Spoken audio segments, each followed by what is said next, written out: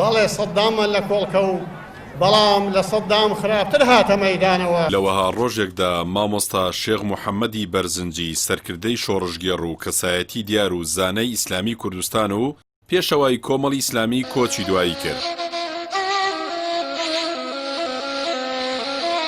مامۆستا شێخ محەممەد کوڕی شێخ نەجیب حەسەن عەلیە و لە ساڵی 1945 لە گوندی سەرگەتی بناری هەورامان لە دایک بووە.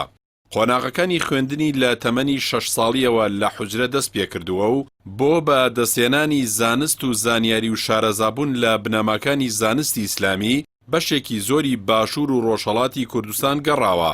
مامۆستا سەرەڕای خوێندنی لە حوجرەکانی کوردستان توانی درێژە بە خوێندن بدات لە بواری ئەکادیمیدا لە ساڵی 1970 باکالۆرۆسی لە زمان و ئەدەبیاتی زمانی عەرەبی لە زانکۆی بەغدا بەدەستێناوە.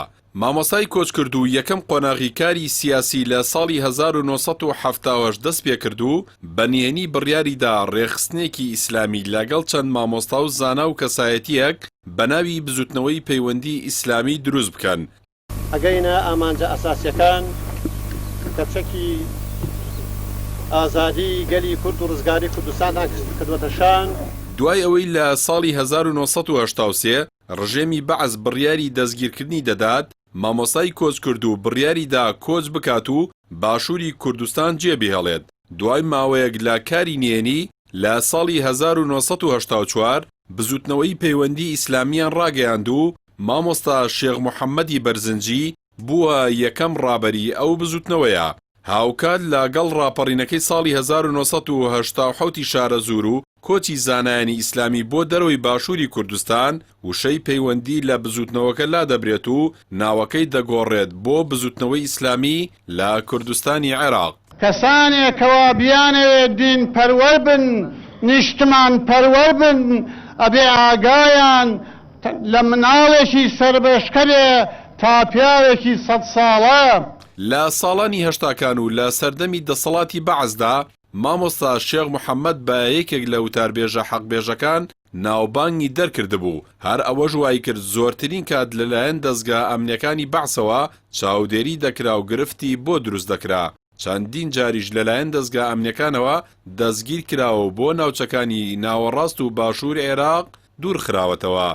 لە دوای ڕاگەیاندنی بزوتنەوەی ئیسلامی ئەندامی مەکتەبی سیاسی بوو تاوەکو بزوتنەوەی یەکبوونی ئیسلامی. دواتریش لە کاتی ڕاگەیاندنی کۆمەڵی ئیسلامی مامۆستا شێخ محەممەد بەرزنجی بە پێشەوای کۆمەڵی ئیسلامی دەستنیشان کرا. لە دوای ڕاپەڕینی بەهاری ساڵی 1991 مامۆستا شێخ محەممەدی بەرزنجی وەک کەسایەتیەکی سیاسی و کاریگەری سەر گۆڕەپانی کوردستان ناوبانگی دەرکرد. هەر وەک بە سمبولی ئاشتی و پێکەوە ژیان لە هەرێمی کوردستان ناسرابوو لە زۆرینەی سڵح و پێکاتە سیاسەکاندا جێپەنجەی دیار بوو. هەر ئەمەش وای کرد زۆربەی حیزب و لایەنە سیاسەکان بە دۆست و کەسی نزیکی خۆیانی بزانن. پیاوە ماندووەکەی ڕابوون پێشەوە خۆنەویستەکە ماڵ ئاوە. لە ناو کۆمەڵی ئیسلامیشدا پێشەوای کۆچکرد و پێلگە و شوێنێکی تایبەت بەخۆی هەبوو لە سەر جەمپرسە چارەنووسازەکان و گۆڕانکاریەکاندا قسە و پرۆژەکانی جێگای پێزانین بوون. بە لەدەستدانی مامۆستا شێخ محەممەدی بەرزنجی ڕابوونی ئیسلامی بەگشتی و کۆمەڵی ئیسلامی بە تایبەتی زیانێکی گەورەی لێکەوت و بە وتەی هاوڕێیان و هاوخەباتانی مامۆستا هەرێمی کوردستان پێویستی بەدەیان کەسایەتی و زانەی هاوشێوی مامۆستا هەبووە بۆ چارەسەری پرسە چارەنووسازەکان. مامۆستا پاش تەمەنێکی پڕخێر بۆ گەل و نیشتیمان لە ڕۆژی هەینی 13 حوزەیرانی 2014 لە سلێمانی کۆچی دوایی کرد. دواتر لە مەراسیمێکی شایستەدا تەرمەکەی لە زێدی خۆی و لە گۆڕستانی گوندی سەرگەتی هەورامان بە خاک سپێررا.